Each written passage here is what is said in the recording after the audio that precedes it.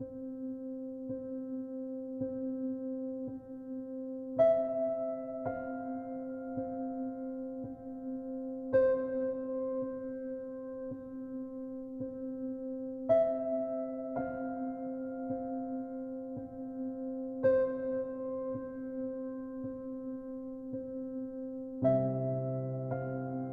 I've thought about being interviewed for this, naturally, one thing I've thought about is how are people going to perceive me after this? Are they going to think of me as some self-righteous, smug Puritan? Just because I've found for me that this is the path that will lead to the most fulfillment in my life? I'm far more than that. I don't want to become a caricature, but people will think what they think. I can't control that.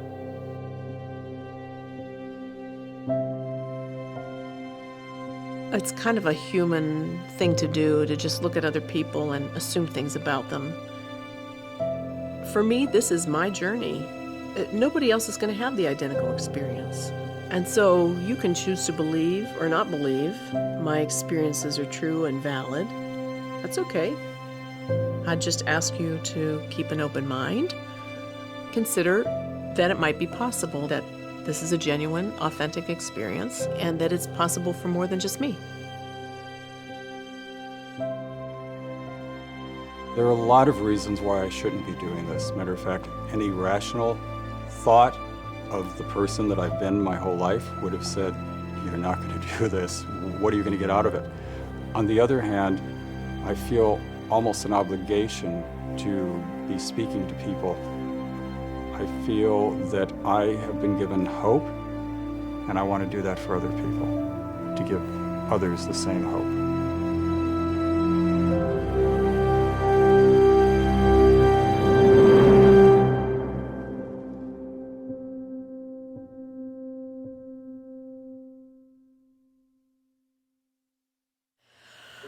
All right, guys. Are you nervous at all? Yes. How come? Well, this is very, very personal, right? But that's true. I have spoken to crowds about the personal topic.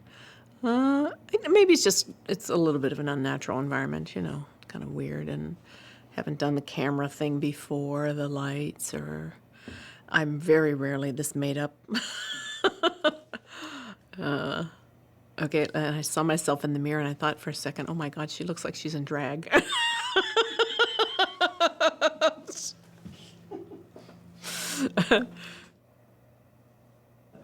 So I decided as an experiment to go to a strip club. I can't recommend that to people. I ended up talking about vegetables and gardening with a woman that wanted to get a lap dance. She said, "Oh, you like to garden too?" Man, and I said, "Yeah, I don't like canning." "Well, freeze the vegetables." And so she gave me a pointer. She said, with the Ziploc bag, you just put it in there and you put a straw in and you suck out all the air, and it's like a cheap little vacuum thing. So I still use that today. So I learned that from a stripper on the way to Chicago. But what I realized, she was not in any way an object of sexual desire for me. I basically got into the scene when I was 15 years old in Florida and ended up going to a gay beach, and What town was that? Miami Beach, 21st Street. And there's so much to tell, but we're not going to go there. But you were starting to say, I went to New York and... I just wondered how long it took for you to, when you got to New York, you immediately got right into the scene then? Oh, yes. Before I moved to New York.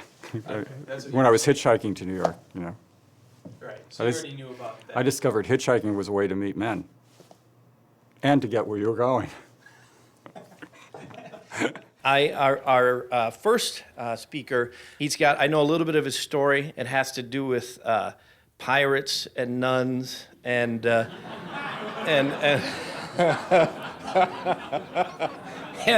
it's a rollicking tale. And I know it's not easy to do this, so give him a huge welcome. Paul.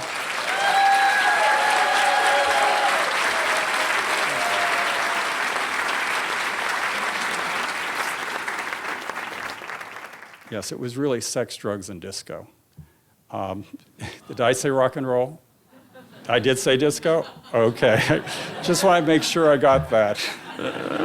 Although I'm starting to appreciate rock now a little bit more. So, New York, what was New York like in your studies? It was sort of like finding Oz, maybe. I don't think there was ever any place like it before. I was looking for that knight in shining armor, and I could start a whole new life, a gay life. The sexual revolution from the 60s was in full swing in the 70s, and Studio 54, especially if you were young, somewhat attractive, you could go there and it would be total heaven. The lights, the way people dress, the music, the movie stars, it just seemed like they want to rub elbows with us because we're so unusual and so entertaining. It was exactly like you've heard.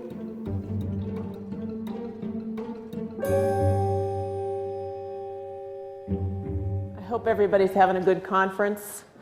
Yeah, very good. Good, good, good. So I grew up in Pittsburgh. I came from a half-Catholic family. And what I mean by that is that my mother and all of her side of the family were Catholic, but my father was not. I was pretty religious as a child. And, but then I hit my teenage years and I became very, very, I would say covertly rebellious. I did not start out looking for women. I really wanted, at least I started out when I was in my teenagerhood, wanted to be loved by a man. But by the time I was out of college and actually got a job, I was very frustrated and couldn't understand why I wasn't being asked out. And you really have to remember I was a lot younger and cuter, and I should have been being asked out, you know?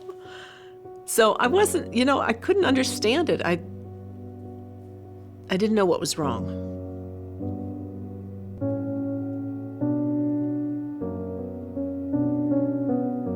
I mean, what did you expect that response to be? Yeah, I imagined the worst case scenario.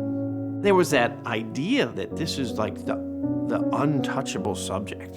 And if you're, you know, better to be a leper than to be attracted to guys, right? That was, I don't know where that came from or why I felt that, but I felt like there was nobody I could talk to about that at all.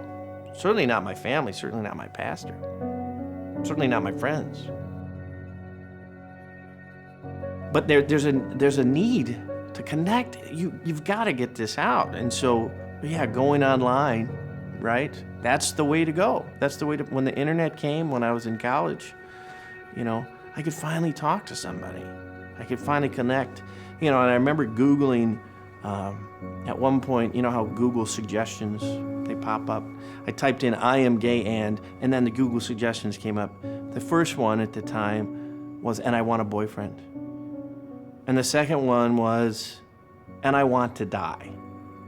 There were times, I think, I never was tempted to suicide or anything, but there were moments when, you know, I was like, well, death wouldn't be so bad. You know, I'd be free of all of this.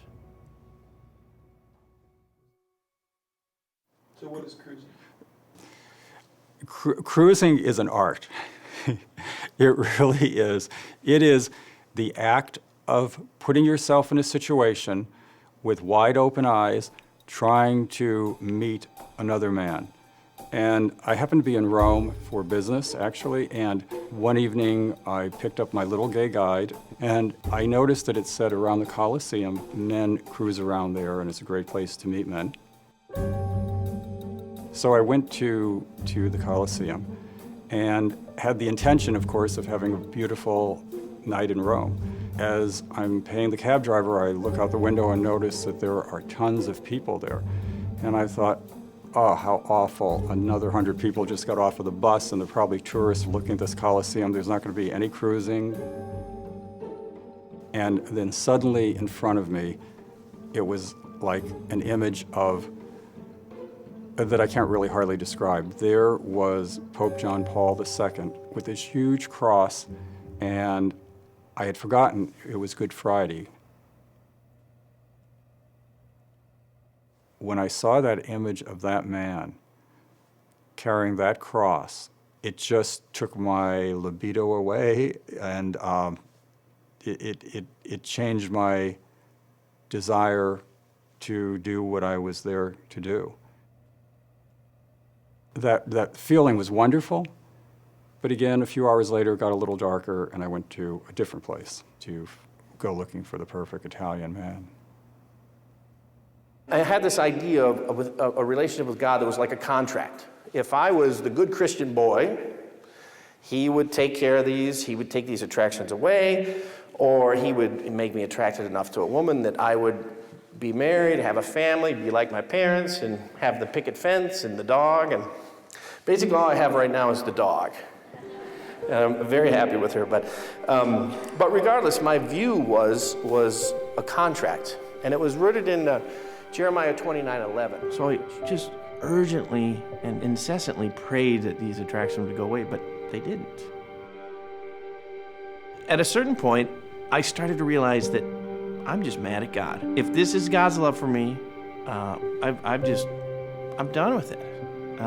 All these promises that you say you're going to take care of us and love us, I'm not buying it. That's a bunch of hogwash. Yeah, so I went through this really dry spell of about 3 years, and not one guy asked me out. I started feeling quite desperate, actually, because I wanted a family, and I wanted to be loved, and I wanted to love somebody. Moved back to my hometown of Pittsburgh, and I got involved with this choir group, and there was a young woman in the choir group, and through a series of circumstances at a party, she kind of started paying attention to me, and I pushed her off at first and said, I'm not into that. I like men, da-da-da. But after a while, she was a little bit persistent, and then after a while, I started thinking, well, a while was only a couple weeks, but I started wondering, well, maybe this is who I am. Maybe she recognized something in me that I don't recognize in myself. Maybe this is who I am, and maybe this is why I'm not being asked out by men. Maybe I am gay. I just decided, well, I'm going to try this and see if it's who I am. And I did. And it was a little bit of I will say this, it was a very powerful experience. My next business trip took me to Phoenix, and I found a women's bar there. And I went, and I met a lady whose name was Margot, and we started a relationship, and we were together for 25 years. So what was it about Marco that seemed to click? I think she was a lot like me in many ways. She was professional. She was and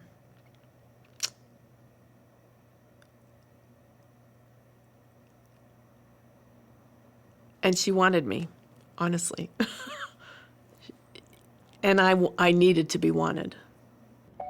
I don't know when it happened, but there was a conscious decision where I basically said, screw you, to God, I said, I am done with you. I couldn't, my rational mind couldn't justify gay theology. My rational mind and my faith and the world around me couldn't cause me to say God doesn't exist. So I was confronted with this very specific choice, and I chose consciously to turn my back on God. There's this basilica in town, a Basilica de Saint Adelbert. That represented God to me. How he didn't really love me. How he just was this brutal little puppet master and who said, you're going to live this life, and I don't care about your happiness at all. Because that's the way I felt. And you know what? You've got to obey me just because I say so. So every time I drove by, I'd see it, and I'd just become seething with anger, and I would just fly at the bird every time. I don't know what people would think if they were driving by me, but I'd lean over and do that every single time. For a couple of years. There's no way that he loved me. There was no way that his plans were to prosper me and harm me. I thought, you're a liar. I wanted him dead.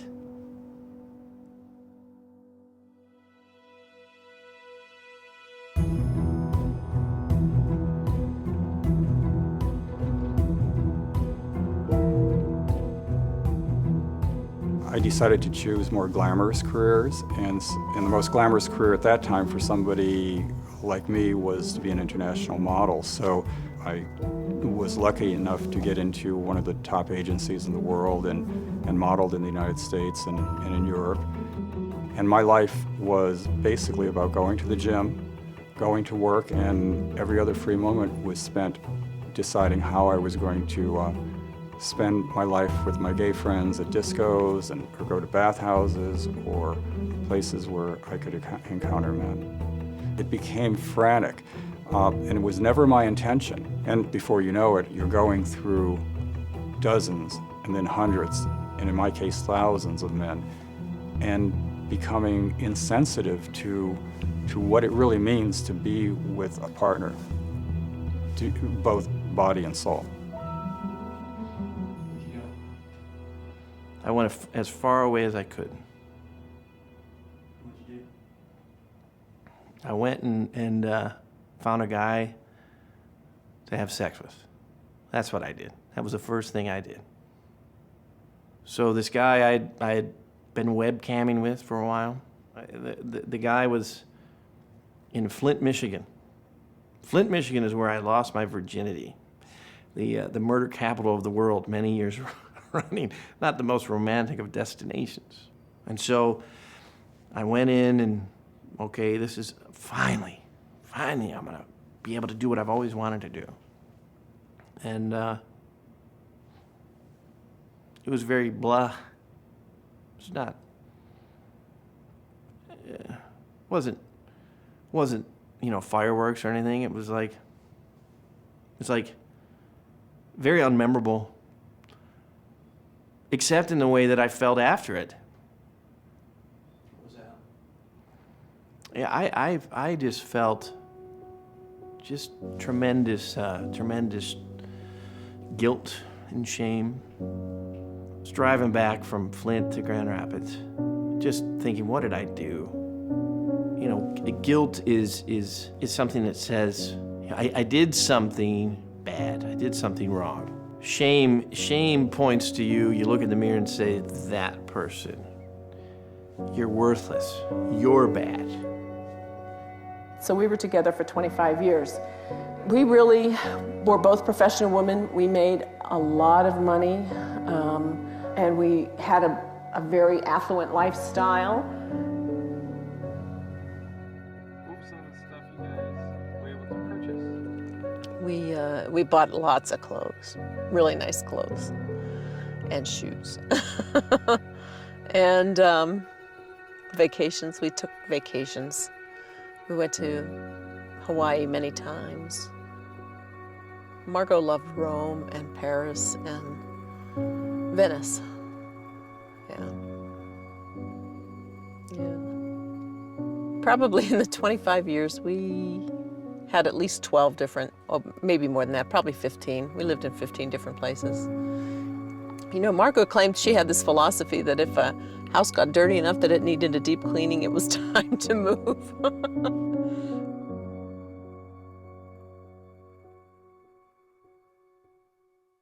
But I had enough self-respect that I said, I'm not going to go out and become some promiscuous guy. I'm going to go find a guy and date him. And so I did find a guy. And we were together for about a year. My relationship with Jason, that brought a lot of happiness into my life. To finally have somebody that you could just go through life with. You know, you could call when something was bad, and I think that's what I had always longed for. Yeah, you ask me some more questions. Well, what did this relationship mean to you? Jason represented at least this notion of some healthy relationship, some normalization of like dating somebody, getting to know him, starting to share your life, find out what makes him tick. He finds out what makes you tick. That was fun, and it was. I felt like this. I had somebody in my life to care about and who cared about me. And I thought that I would probably share my life with them. So we were living the good life. At one point in time, we were living here in the Bay Area, and took a job that was in Atlanta, and the company paid for me to commute every week or every other week to Atlanta. So Sunday night, I would fly to the East Coast and then work there Monday through Friday, and then Friday night I would come back home and get in at midnight, and we'd have Saturday and some of Sunday together, and then I would do it all over again the next Sunday. And I can remember, honestly, sitting on an airplane on the runway in Atlanta multiple times and just tears running out of my eyes.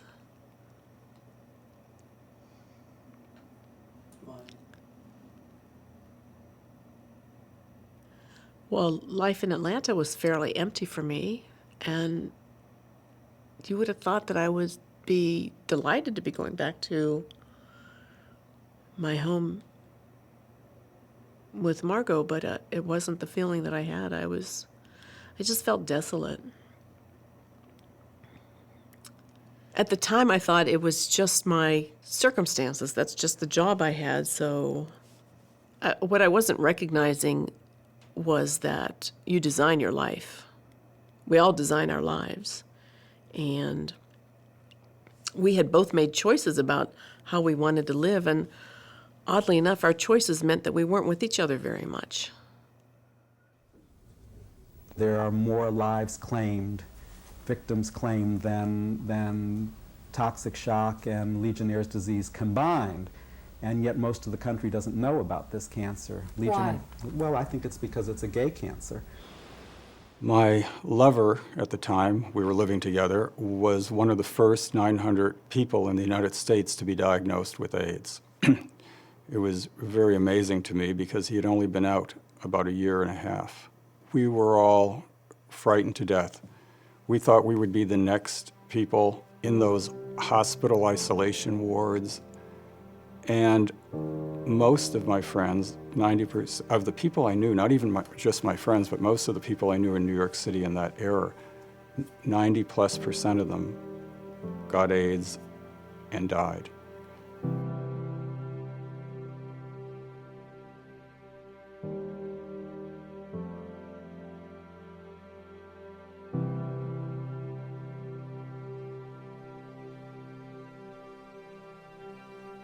I can remember an experience that when we lived in Monterey County, it was my birthday, and I was in tears. Oh my gosh, I was just disconsolate, and I couldn't have told you what I was crying about.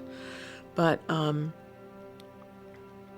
it was probably the realization that I had moved beyond my fertile years, and there were no children in my future, and this was it.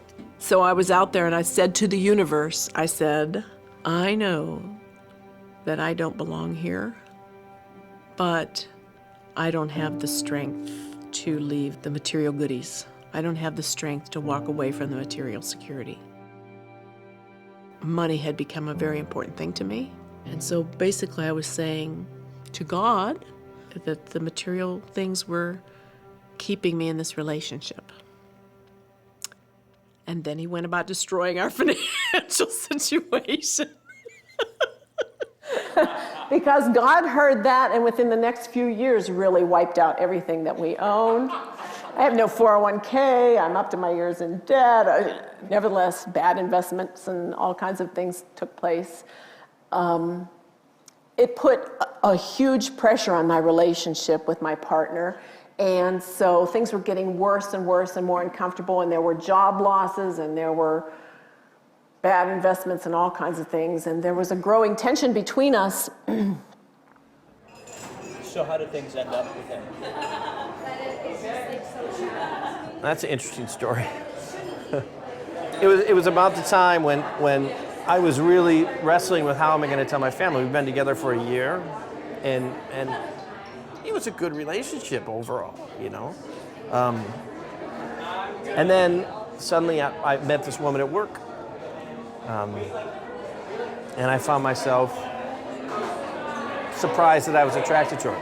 And so to find a woman who was attracted to me and interested in me and who I found attractive, that really rocked my certainty. It rocked this little world I was building. And the other aspect of it is it had began to bring up all these things that I thought were dead within me. I had always longed to be a father. And I had told Jason about the fact that I had wanted to be a dad, wanted to have a family. And we really loved each other, and I did not want to let him, I wanted him to know everything that was going on in my life. And so I pulled him aside. I said, Jason, I don't know what to do with this. So I met this woman. Jason did a remarkable thing. He pulled me close to him, and he said to me, he said, Dan, if you can have those dreams, if you can have that life, I want you to have it. Basically, he loved me enough to see if those dreams that I had long been dormant could be fulfilled. And that to me is a sign of self-sacrificial love that I'll never forget.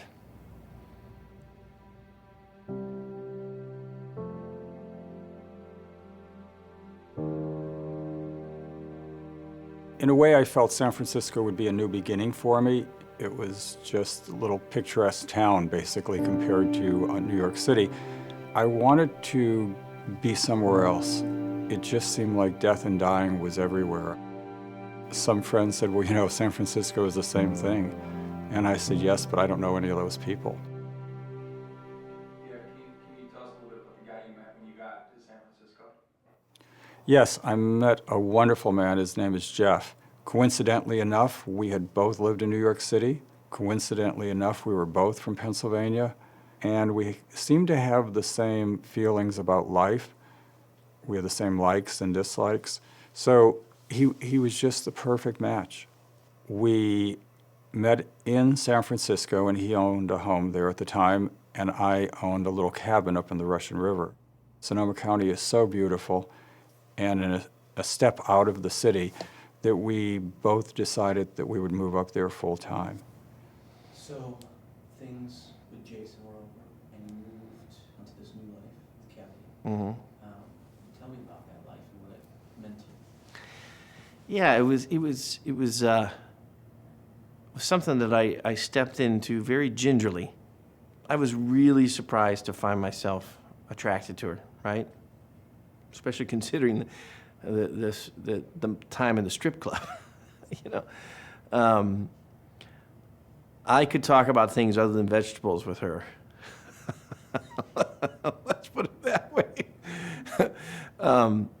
Kelly felt like a gift from God to me. And those dreams of having a family were resurrected and feeling like, okay, this is the Hallmark movie ending.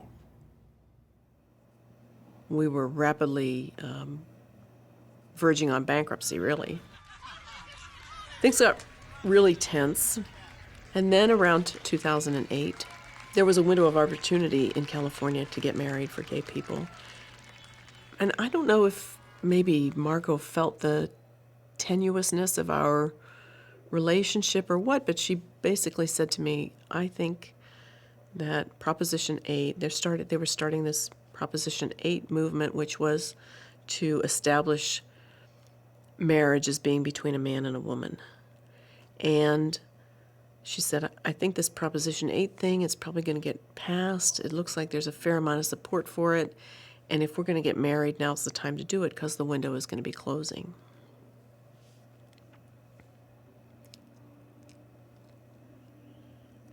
And I said, no, I can't marry you. Why do you suppose she asked then? I think that she wanted our relationship to continue, and I think that she saw that it was collapsing, and I think it was a little bit of a desperate measure to pull us together. Had the opposite effect, but sometimes that happens, right? Yes, I think it was maybe the first of her last-ditch efforts to keep us together. And she moved to Fresno, and I stayed here and found an apartment. So January of 2009, we were really officially apart. It was interesting because I thought I had the best of both worlds. I had Jeff. We were financially well off enough to not worry about money. We had a beautiful home on large acreage with incredible views. So I really thought we had it all. But I never stopped my promiscuity and my lifestyle. And I never think of myself or thought of myself as a lonely person. It was just, there was something about a man that seemed like it would complete me. I needed to validate my manhood by being with men. You were pretty happy with Kelly, yeah? Yeah. We were together for 1.5 years, and it was fantastic, and I thought, this is the woman I want to marry. But we ended because Kelly just did not want to have kids. And so we decided to take a break. It ended up being a long break, a year break, because I was still very much in love with her, but I really wanted to have a family. At the end of that year, I realized that my desire for kids was not, didn't supersede my desire for Kelly. I was still in love with her, even in that year that we separated. So I made this decision saying, I want to share my life with Kelly. But she had moved on. She was already dating somebody else, and we had had such little contact in that year that I didn't even know that. And so it was devastating.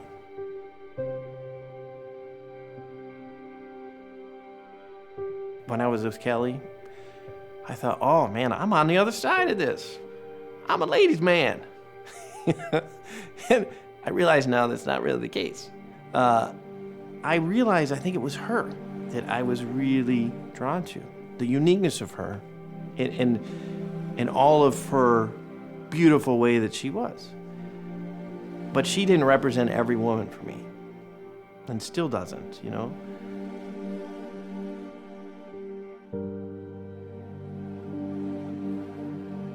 You sent us that thing you wrote about loneliness. Oh, that one about that I wrote my counselor? I think so. Oh, that's depressing. I mean, well, like, I want to be able to know where you were at. So. Yeah, of course. I think loneliness is the most desolate state that the human person can have. Loneliness is not, loneliness is not a state of your physical isolation. You know, loneliness is feeling that no matter where you are, that nobody knows who you are. It's a strange thing to experience such isolation from people, even though you're surrounded by them, and then putting on a happy face every day.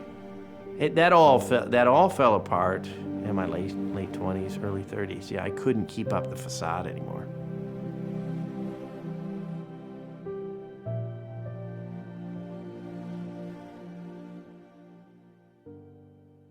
So when you moved into that apartment, were you living alone? Yes. What was that like after so many years? Well, I guess I have to say technically I wasn't alone because I got custody of the 2 cats. The odd thing was after 25 years, there was this habit of just turning to say, and nobody there, that was a weird thing, or, sharing something about funny that the cats did and nobody to share it with. The living alone part it emphasized for me really that I had been lonely the whole time because I recognized what I was feeling as loneliness, but it wasn't unfamiliar. I had been lonely the whole relationship. For many years, I decided not to get tested because I couldn't understand the reason to be tested. I already knew I was HIV positive, and to see it in writing would just be more painful. But a friend of mine told me that they had this new medicine called AZT, and it was one of the first, or maybe the first medicine to hit the market that seemed to have some results. Supposedly it could prolong your life a year or a few years. And so he said, you're crazy not to get tested if you want to live a few more years longer. And it made sense.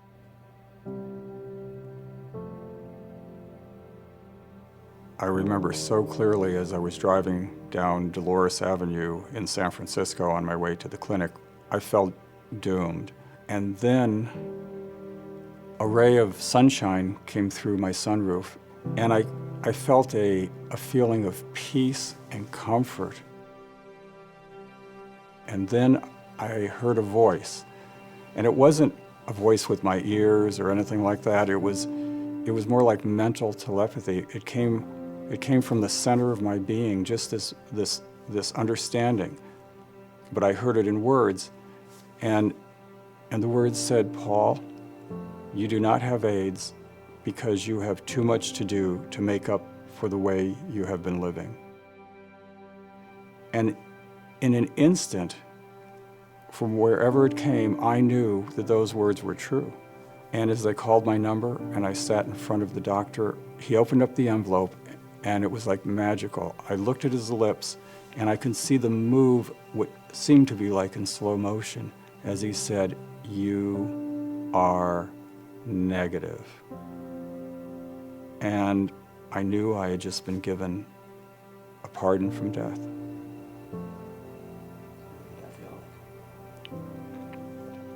It was the most wonderful feeling in the world.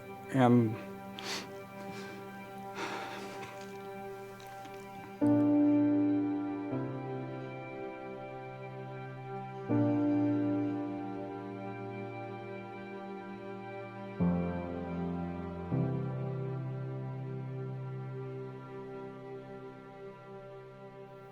When Margot moved out, did it help you? Did it help clarify things for you? Or?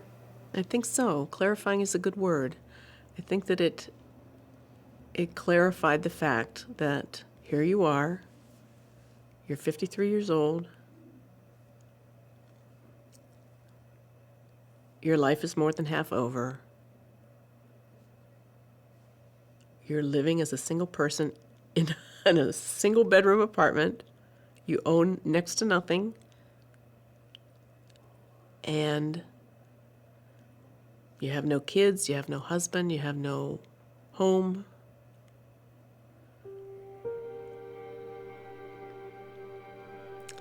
Yeah.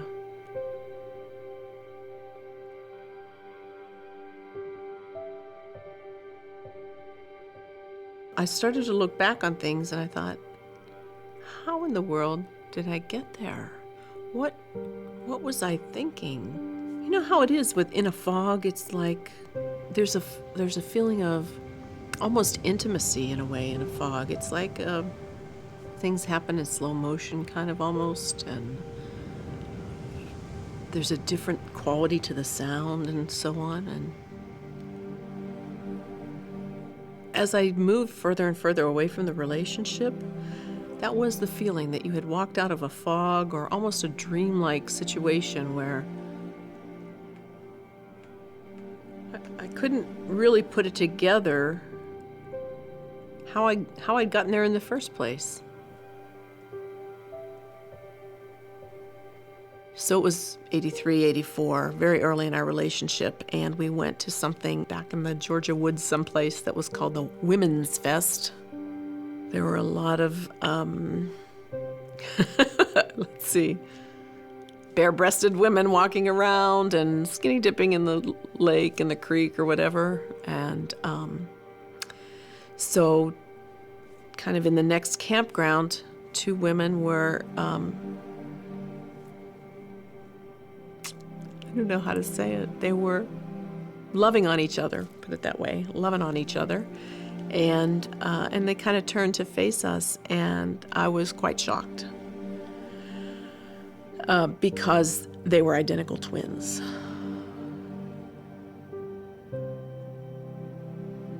And I had kind of a visceral reaction. It was very, I was really shaken. And I said to Margot, "Are those twins that are making love to each other?" And she said, yeah. And I said, do you think that's right? And she said, well, you know, if we start judging them, then people can start judging us. It was one of those points in time where my conscience was alerted to the point that I had the opportunity. It was blatant enough that I had the opportunity to step away. But I didn't. All I said was, oh. And I thought about it for a while, and I just pushed that away. Help me understand the nature of that suffering after things ended with Kelly. Did you ever feel cheated? Like, well, you know, I left Jason for Kelly. No. That's an interesting question. That year and a half with Kelly, God used in my life to convince me that, first of all, he loved me, right? And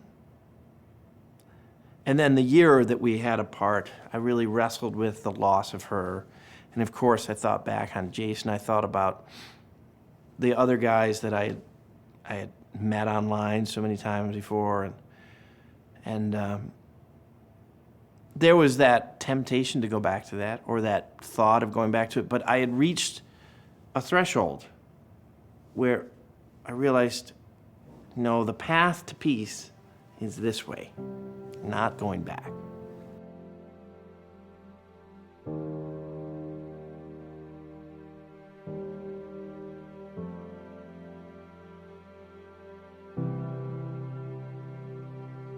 One of my favorite movies, Shadowlands. C.S. Lewis lost his mother as a kid, and that led him to turn away from God. He became an atheist, right? And then he lost his wife, Joy. And after she died, one of the scenes in the movie, C.S. Lewis says to a friend, I've suffered tremendous loss in my life. The boy chose safety, the man chooses suffering. And it seemed to me that that's what God was saying to me. I started flipping off God. I ran away from him. And in some ways that was safe. Porn was safe. Talking to guys online was safe. I had that option after Kelly. Things didn't work out. But I decided C.S. Lewis was going to be my inspiration. So I was going to live in it. I was going to consciously choose to figure out what the meaning was in that suffering.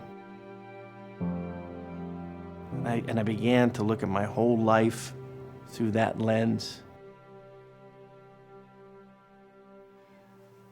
So one afternoon, I was watching television, and after a hard night running around at the bars, and I come across this image on my television screen, and it was so strange that I said, Jeff, come on in here, and you got to see this. And so he comes in, and I'm laughing mockingly at this nun with a patch over her eye, a distorted face. I didn't know she had a stroke at the time, and a complete old-fashioned habit. It's a pirate nun! Go swab the deck. We both mocked her and laughed at her, and gosh, these crazy Christians. But as he left the room and I was about to change the channel, she said something so intelligent and so real and so honest that it really struck me. You see, God created you and I to be happy in this life and the next. He cares for you. He watches your every move. There's no one that loves you can do that. If you had a wife or a husband that watched your every move, you'd knock them out. I mean, God. You'd call him jealous. I can't move without him looking after me. Even before I connected with the counselor, I was coming to all these conclusions about my life. and what I wanted from the rest of it. But so we had our appointments, and basically, well, it took probably about 6 months to get to a pretty good level of trust, maybe. But about 6 months in, she asked me, "Do you believe in God?" And I said, "Yeah, I do. I believe there's a God." And in a way, I surprised myself as well. And then she said, "Well, since you believe in God, you really have to understand that your primary relationship is with God. And if you don't have that relationship squared away, if it's not a good relationship, then how can you possibly have other relationships that are good?" And that really felt like truth to me. Peter denied his Lord, and Judas betrayed him. But Peter wept bitterly. She really had a big influence, a huge influence on my life, and I learned to love her.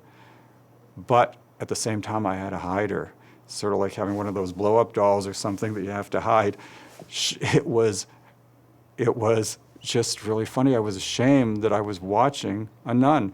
And so when I turned the television off, I would always change the channel so that when Jeff came in, or anybody else who turned that TV on, they would never see that I was watching Mother Angelica. And it reminded me, as I was doing this, of when I used to turn the channel when I was watching porn, because I didn't want Jeff or anybody else to turn that TV on and see a porn station come up.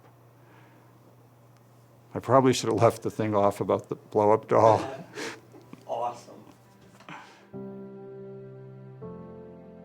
So when I went to church for the very first time, I remember going up those stairs leading to the church, and I remember thinking when I go up these stairs that I should really look and make sure that nobody sees me, because I felt in my heart, and I knew it was true, that I would lose friends and I would lose clients if they saw me going up into a Catholic church. Do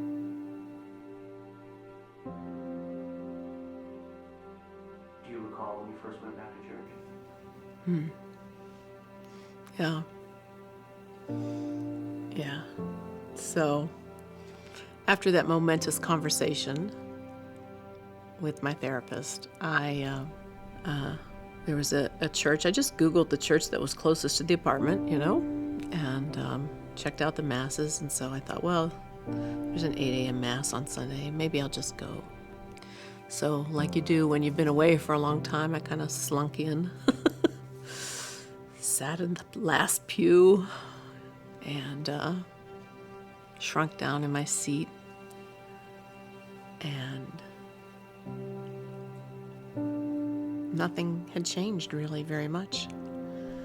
And I knew the responses and the prayers.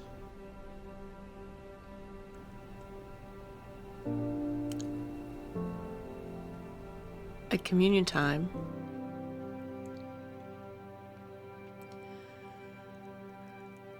I felt the deepest urge to go and receive communion. And I knew I wasn't in a state of grace, so I didn't, but it was probably the strongest desire for anything I've ever had in my life. I looked up when confession was because I knew I had to go to confession. The next week it was July 4th, and nobody was in line, nobody was around. All the families were off on vacation, thank heavens. And I went in and I knelt down and said those really such beautiful words. "Bless me, Father, for I have sinned. It has been 35 years since my last confession.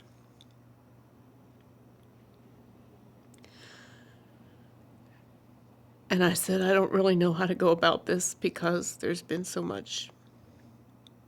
Can you help me, Father?"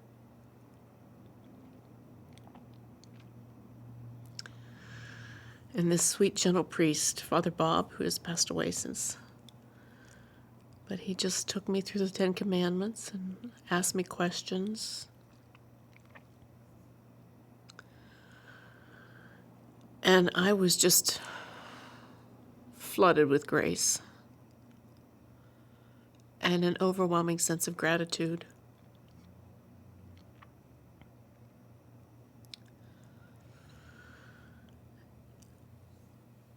And it took about 45 minutes. But, yeah, I'll never forget it. So I went to confession one day. After having gone to church for a while, I thought, well, I'm going to go to confession. And when I went into that confessional booth, it was so frightening and so foreign to me and so against everything that I had believed for so many decades. But as I kneeled down in the darkness, and I remember the words from, actually I went on the internet to make sure I was going to say the right words, but basically it's about, forgive me, I have sinned. These are my sins. And because I couldn't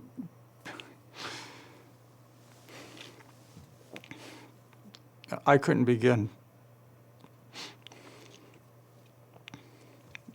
I couldn't begin to name the numerous sins of my life over so many decades. And I'm not talking about a guilt because of my sexuality, because of my homosexuality. I'm just talking about what my lifestyle led me to be, my self-centered way, all about me, taking care of me, having a wonderful life at everybody's expense. I couldn't possibly begin to remember them all. So I went out the chicken easy way and I said, Father, I have broken all the 10 commandments. And I didn't even remember what they were. And the priest said, including murder. And I laughed. And I said, oops, I forgot that was a commandment. No, Father, all of them except murder. And he was so kind and so polite and said nothing negative to me at all, but encouraged me and said that only God could have brought me back.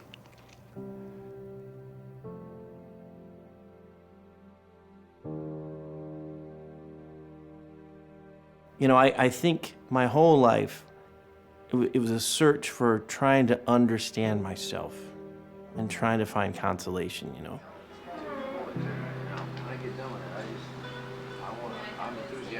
Well, I pulled this book of St. Clement of Alexandria off the shelf. And I read a line of his and he said, the commandments of God lead us to the blessed life. I thought, yeah, that's it. That's it. And it just rang through all the fog. God built into us a deep longing for Him. Our longing points to the fact that we know we're not made for this earth. Yeah, I was driving by that basilica on my way in today. And that basilica symbols something more now. You know,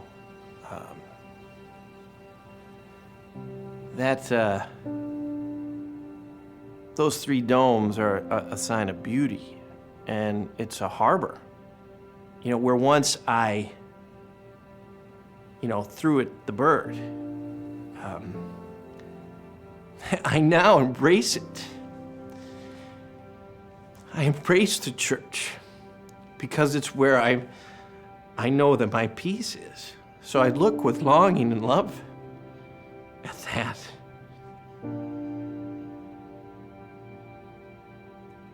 I just marvel at how good God is.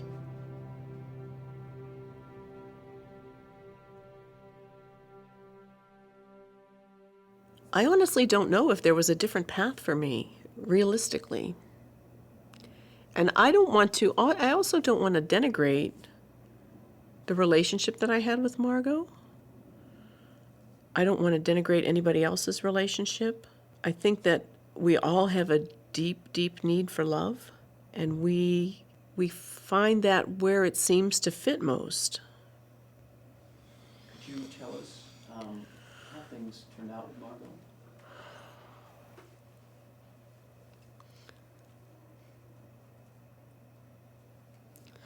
So Margot passed away last August. She had pancreatic cancer.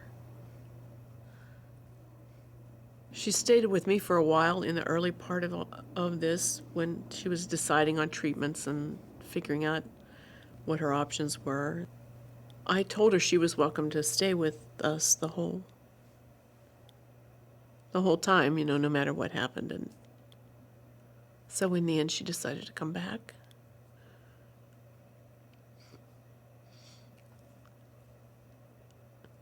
And her brothers, a couple of her brothers, were able to come from Michigan. And they were there for her last week.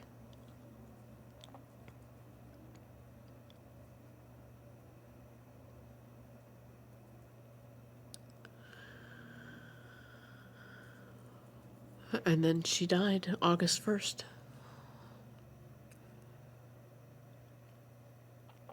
I was glad she came to be with us. We meant a lot to each other. If she was going to suffer, I wanted to help her suffer. If she wanted to die, I wanted to be there for her. I know it was a comfort to her to be able to spend her last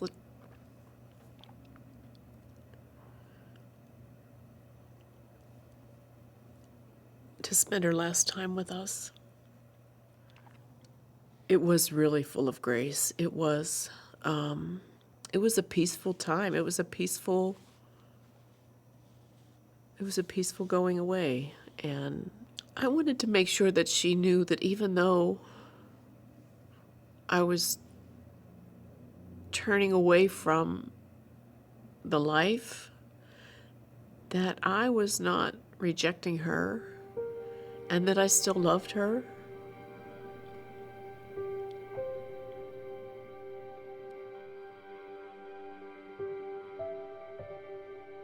I was very concerned what Jeff would think, especially when he found out that it wasn't just a passing phase. And my biggest fear was that he would give me an ultimatum, and that would have been very difficult for me. But instead, he surprised me and seemed to understand. We've been together now about 24 years, and I can say, and I know he can say, that our relationship has only been better since I've become chaste and stopped my sexual activity.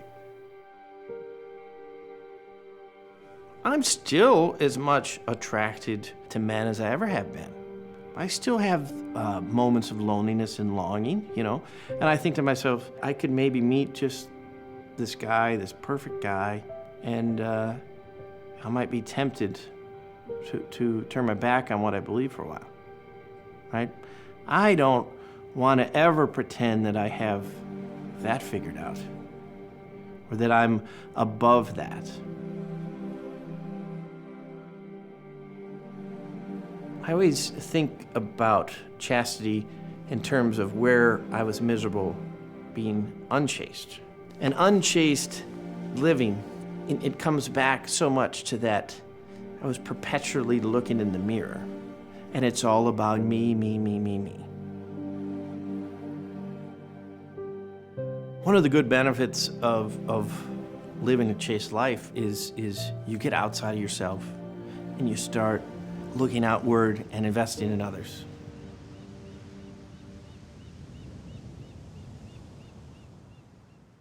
What would younger Riley think to see church lady Riley? She would laugh hysterically. She would think it was ridiculous. Why?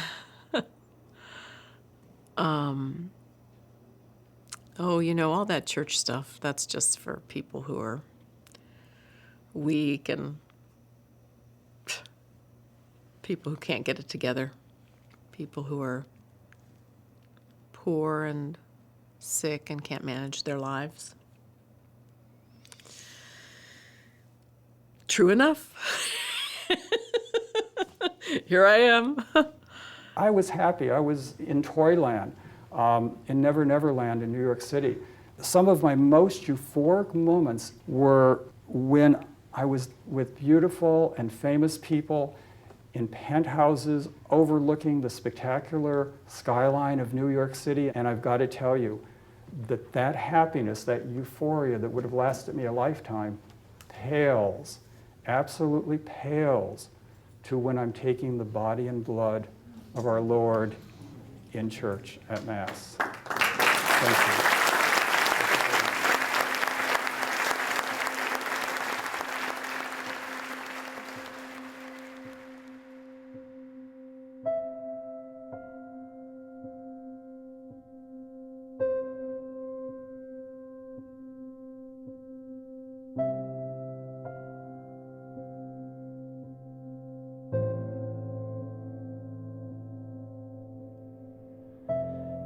We're made for better stuff than what we settle for.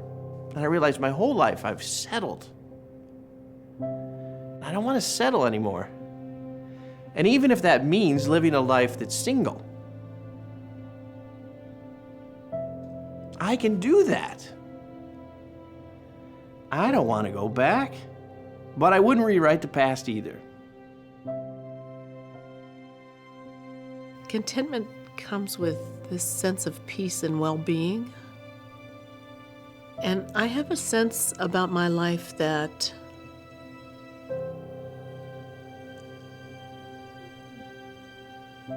I am safe and